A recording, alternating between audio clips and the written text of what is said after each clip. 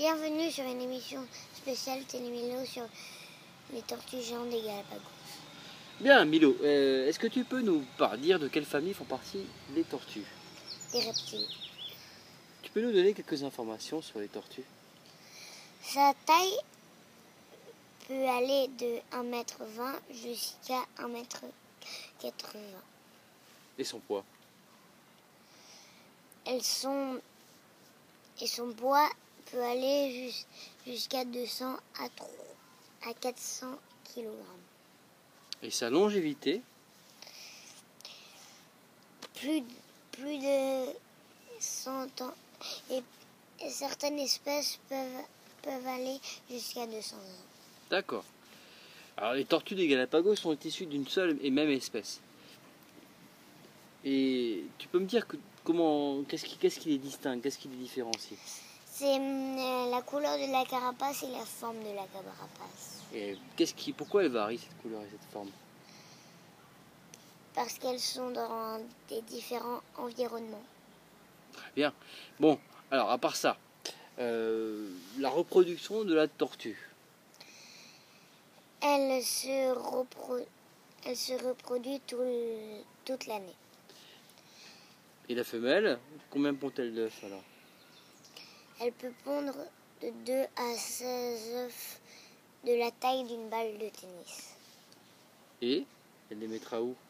Elle les enfuit dans le sable. Elle les enfouit dans le sable, ensuite la nature fera son travail, et au bout de entre 120 et 240 jours, et après ces 240 jours, les petits naîtront. Et de quoi se nourrit-elle, cette tortue? Elle se nourrit des fruits et de l'herbe. Tu peux nous donner un petit exemple de fruits, par exemple? Des petites pommes. Oui, qui sont les fruits du manzanillo. Et pour les humains, ça peut être toxique. C'est toxique pour les humains. Et seules les tortues peuvent donc manger le fruit du manzanillo. D'accord. Est-ce que tu peux nous parler maintenant de l'origine de ces tortues? Pourquoi elles sont arrivées à ces îles qui sont pourtant très loin du continent? Comment elles sont arrivées ici? C'est un mystère, mais certains scientifiques pensent qu'elles sont arrivées en flottant, par les courants marins. Parce que leur carapace possède une petite réserve d'air qui leur permet de flotter. Alors, maintenant, tu peux nous expliquer les principales menaces qui pèsent sur les tortues? Oui. Les marins. Les marins utilisaient les tortues comme garde-manger.